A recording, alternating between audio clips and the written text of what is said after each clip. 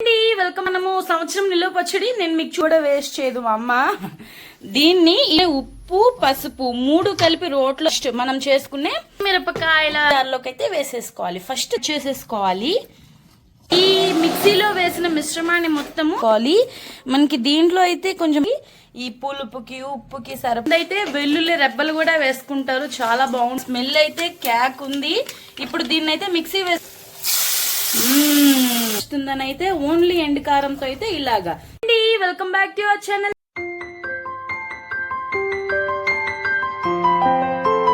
మాస్మహి class Anju. ఈ రోజు అయితే నేను మీకు మంచి రెసిపీ అయితే చూపిస్తున్నానండి.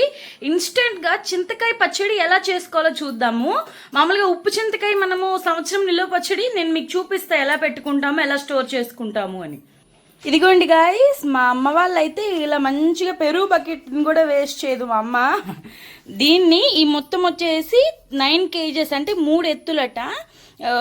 1 yearకి ఒకసారి కొట్టేసుకుంటారు. ఇప్పుడు దీన్ని ఎలా కొట్టారంటే చింతకాయలు అలానే ఉప్పు పసుపు 3 కలిపి రోట్లో దంచేసి ఒక 3 days ఆగిన తర్వాత అయితే దీన్ని గింజలు ఏమన్నా పీచులు అలా ఏమన్నా వస్తే తీసేస్తారు.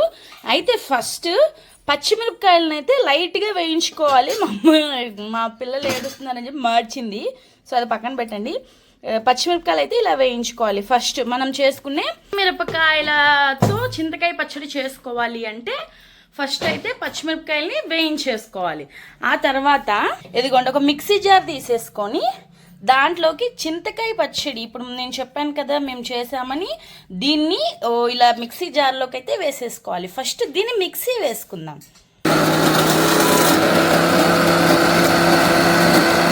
ఇదిగోండి ఇలా కొంచెం కచ్చా పచ్చిగా మనమైతే మిక్సీ వేసుకోవాలి. రోట్లో దీన్ని చేస్తే ఇంకా బాగుంటుంది. కుదిరితే రోట్లో కూడా మీకు చూపిస్తాను. దీనికి ఉప్పు ఉంటుంది కదండి, సో మనం ఉప్పు యాడ్ చేసే పని లేదు. పచ్చిమిరపకాయలు ఆ ఉప్పుకి తగ్గట్టుగా మనం యాడ్ చేసేసుకోవాలి. ఇప్పుడు దీన్ని కూడా మనము మెత్తగా కాకుండా కచ్చా పచ్చిగా మిక్సీ వేసుకోవాలి. ఇదిగోండి దీంట్లోకి అయితే మెంతి పిండి ఆవు పిండి 2 మిక్సీ చేసి మెత్తగా ఇలా స్టోర్ చేసుకున్నది ఉంది. ఇన్కేస్ మీకు కావాలి అంటే వేయించేసుకొని మెంతి పిండి చేసుకొని అలానే ఆవాల్ని వేయించేసుకొని విడివిడిగా మిక్సీ పట్టేసి అయితే ఇలా అయితే మనము స్టోర్ చేసుకోవచ్చు. ఇప్పుడు ఈ మిక్సీలో వేసిన మిశ్రమాన్ని మొత్తము మా అమ్మ అయితే మిక్సీ వేసేస్తుంది. దీన్ని రోట్లో చేసుకుంటే ఇంకా బాగుంటుంది. సో ఇదిగోండి చూపిస్తున్నాను. అలా పచ్చిమిరపకాయలు పైకి కిందకి కలుపుకుంటూ ఉంటే అటు కచ్చా పచ్చిగా నలుగుతుంది. అటు మెత్తగా కాకుండా ఇటు మరీ పలుగ్గా కాకుండా మంచిగా. ఇదిగోండి ఇలా పచ్చిమిరపకాయలు చూసారా కనపడుతున్నాయి. ఇలా మిక్సీ వేసుకోవాలి. మనకి దీంట్లో అయితే కొంచెం మెత్తగా అవుతుంది కాబట్టి రోట్లో ట్రై చేయండి, ఇలానే బాగుంటుంది. అయితే మనం ఒక టైప్ ఆఫ్ చింతకాయ పచ్చడి అయితే చూసాం కదా విత్ పచ్చిమిరపకాయలు. ఇప్పుడు సెకండ్ టైప్ చూద్దాం. అది చిన్నపిల్లలు అందరూ తినొచ్చు, కారం తక్కువగా, ఇంకా ఫాస్ట్గా అయిపోతుంది. ఇలానే సేమ్ బ్యాగ్ లాగే ఫస్ట్ అయితే చింతకాయని ఇలా మిక్సీ వేసుకొని మంచి మిక్సీలో వేసుకొని రుబ్బేద్దాం. మంచిగా మెత్తగా అయిపోవాలి.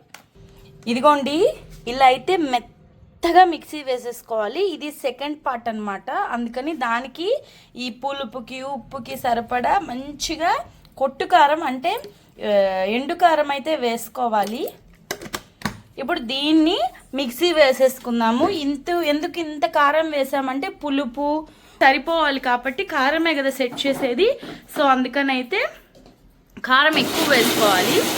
ఇదిగోండి ఈ కారం వేసి మిక్సీ వేసుకున్నది కూడా మొత్తం కలిపేసేసి మనము చేత్తో అంత సరిపడా కలుపుకున్నామంటే మొత్తము మనం ఈ మిక్సీ వేసుకున్న దానికి వేయని దానికి అన్నిటికీ సెట్ అయిపోతుంది కారం.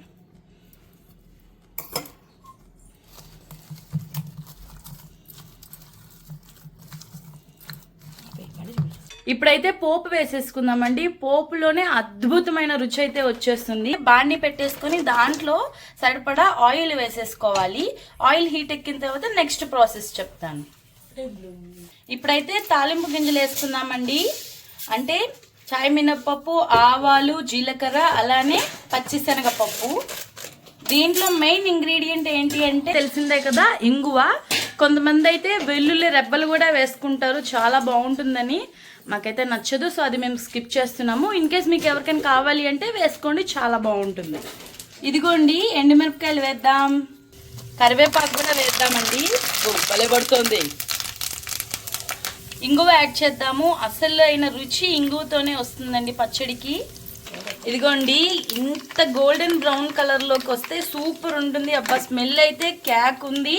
ఇప్పుడు దీన్ని అయితే మిక్సీ వేసుకున్న దాంట్లోకి అయితే మిక్స్ చేద్దాం. జాగ్రత్తగా పట్టుకోము. అమ్మ హాఫ్ ఆఫ్ డివైడ్ చేస్తుంది, దాంట్లో కొంచెం దీంట్లో కొంచెం అని.